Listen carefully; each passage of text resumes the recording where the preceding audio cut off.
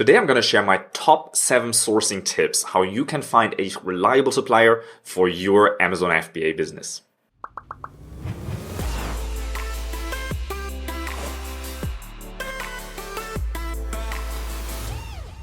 After sourcing more than 1,000 products here in China, and actually after living here since 2013, I have seen how people struggle, me included. In the very beginning, I struggled so much when it came to sourcing in China. So let me ask you, are you struggling to find a reliable supplier? And maybe you're wondering how you can find a supplier that you can actually trust.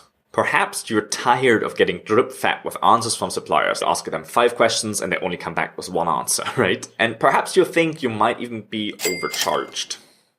My name is Niels, welcome to this channel, and if you want to have answers to all of those questions in detail, make sure to subscribe to this channel below so you never miss out on any of these sourcing hacks, tips and tricks. My tip number 1 is to use an inquiry sheet when you ask for quotations. So if you have a couple of questions for your supplier when you're getting quotations and you're only getting back 1 answer here and another answer there and you have to, go back and forth with them several times, simply use a product inquiry sheet. Below here in the description, there's a link. If you click that, the download starts and you get my sheet. You don't even need to leave your email address. You just get that free down here in the description. So make sure to check that out. Because if you use the supplier inquiry sheet, you can just fill in all of the things that you need to know and you have blanks in there and you just ask the supplier to fill all of that. It is much more effective than asking them a couple of questions in 1 email. And when you acquire the right way, you have to appear serious, okay? You can't appear like some one-man show, like one man as CEO, whatever, working from your kitchen table. It doesn't work that way. The supplier is also looking for serious business. And if you don't sound serious, if you don't know the kind of sourcing lingo, and if you sound like you're not serious and not aware of like how anything works in the sourcing world, then they are not going to take you serious and they're not going to give you the best prices possible. Also, when you ask questions, you have to keep in mind that you're sourcing in a complete different culture. I think the Chinese culture is a more it's more literal culture. So for example, if I'm going to work in a coffee shop, so sometimes I take my computer, I go out, I go to a coffee shop, and then I ask the waiter, hey, do you have Wi-Fi? The waiter says, yeah, of course. So I said, cool. I sit down, I order a coffee, maybe something to eat, and when I try to log into the Wi-Fi, it doesn't work. So when the waiter comes back with my coffee, I say, well, look, I don't know, your Wi-Fi is broken. Yes. What do you mean, yes? Yeah, our Wi-Fi doesn't work. Well, I'll ask you, do you have Wi-Fi? Yeah, we have Wi-Fi. Well, does it work? No. You see what I mean? And this is so common, and that's just a daily story here in China. But exactly that happens all the time when you source your product. You ask a question, you get an answer, and later on you find out it wasn't really true. But actually it was true. They answered my question. I just asked the wrong question. So when you ask questions, make sure that you ask the right question the right way. And when you get an answer, don't just think they mean the right thing. You have to be certain that they mean it. So ask questions that are literal and, ask the right questions for the right answers. My second tip here is to get those sourcing steps right. This is the thing that I see throws most people off because they're not starting at the very first step or they're skipping steps in between and it doesn't work. So here are the steps that you have to follow if you want to successfully source your product. Very first, you have to get many quotes. Only to get 5 quotes or even 10 quotes is not enough. In China, the prices are given on very different criteria than we have them in the Western world. So even if you get 5 quotations, it doesn't mean that you get the best price. You have to get many quotations and you will see that 1 or 2 suppliers are going to be a lot cheaper than the rest. And it doesn't mean that quality is worse. You have to get samples and we're going to get there. But the very first thing is get as many quotations as possible. When you get the quotations, you have to ask the quote, including all of the things that you want to know. And that includes the price, not only for the product, but also for the packaging, for the logo, for the changes that you want to make. All of these things have to be included when you ask initially for the price. And then when it comes to samples, and that's the second step, most of the people do it wrong and get the sample that's already including their changes the way they inquired it. But in the second step, you just want to know the quality because to choose a supplier, you actually really just need 2 things. You need the quotation, so you need to know the prices are right. And you need to know that the quality is good. To know that the quality is good, you don't have to go all the way around and get the sample with your logo and with your changes and with all of that stuff and waste your time trying to do that with many, many suppliers at the same time. You only want to do that with the suppliers that you already know the quality works for you. So in the very second step, you're going to get simple samples off the shelf. It's a lot cheaper and it's a lot faster, and that's the next thing you're going to do.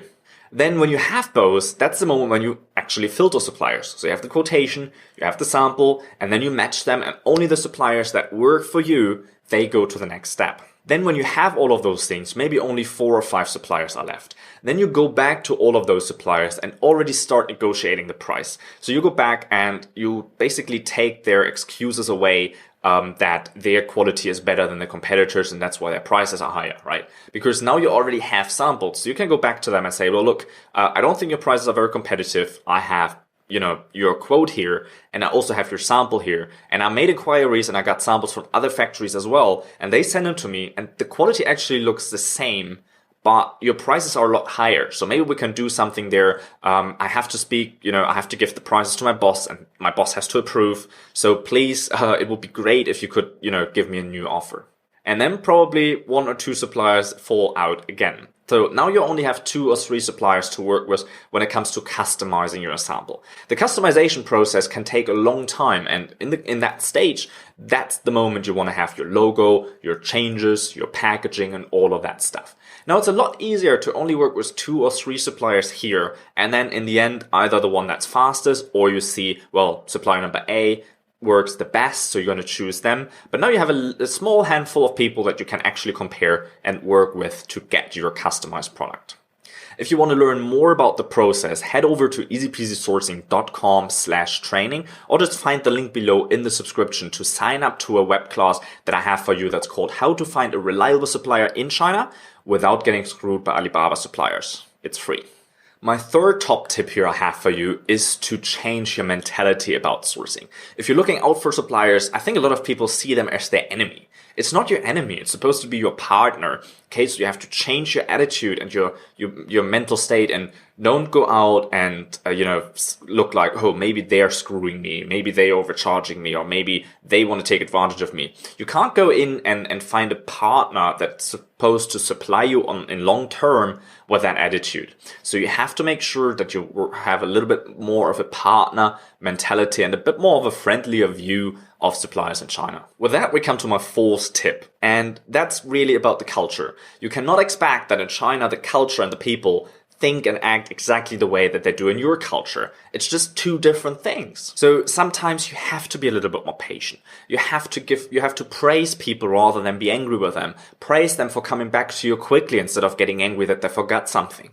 Okay, you have to develop a different methods, because if you think about where do the people come from, like if you look at serious companies or manufacturers in Western countries, the people that work there are probably in their 40s, maybe 50s. They've done that their whole life. They've maybe studied it, and they are very, very professional. In China, the people that work in the factories and sales, they come from countryside. They might have never even used or seen or even know what the product is that you're ordering before they join that factory.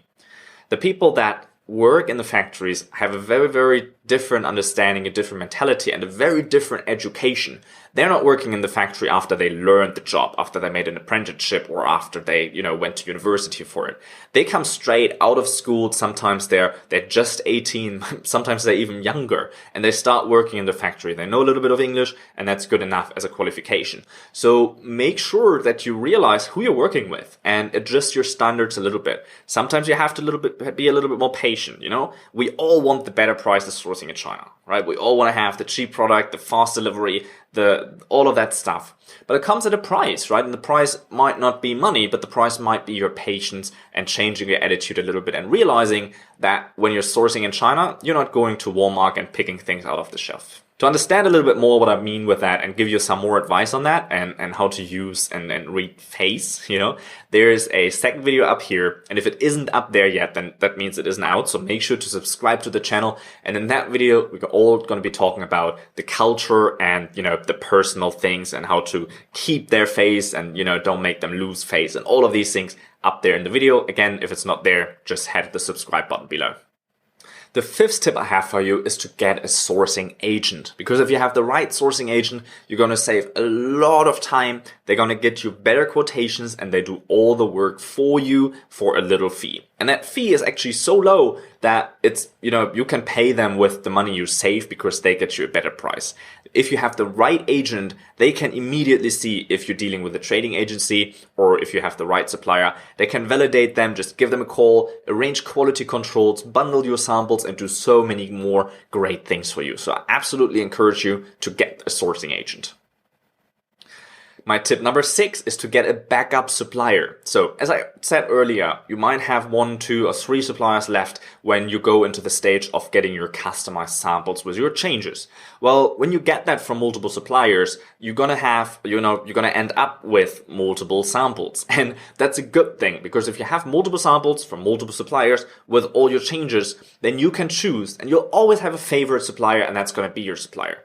But it's always great to have a backup, because sometimes there are things that even the factory can't influence. Recently, China closed down tens of thousands of factories because they were not following environmental regulations. So they closed all of them down. Well, if your factory closes down, you have an issue. And if you don't have a backup supplier and you run out of stock, you have a big problem when it comes to your ranking within Amazon FBA. So you really need to pay attention to that. Get a backup supplier. My 7th tip I have here for you is please do a quality control. If you don't do a quality control, or you do your quality control too late, meaning when the products arrive at your doorstep, it's way too late to do that. You always have to hire a third-party control, because in my experience, 1 out of 10 orders is not produced to satisfaction. So you have to make sure before you pay that 70% net payment that you have a third party come in, check your order, and make sure that everything is all right. Because otherwise the red socks you ordered might end up pink.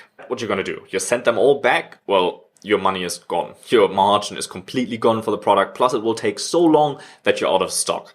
Are you gonna rework it yourself? Well, I doubt that. Even if you manage to get a refund from the factory, now you have another 3 or 4 months that you need to find a replacement supplier for that. Well, that's not going to work either. So please make sure to do a quality control. If you liked this video so far, head over into the description, find the link to the free sourcing web class, and subscribe to this channel to get further sourcing hacks. Alibaba suppliers, that kind of is sending them 5 questions and you're only going to back.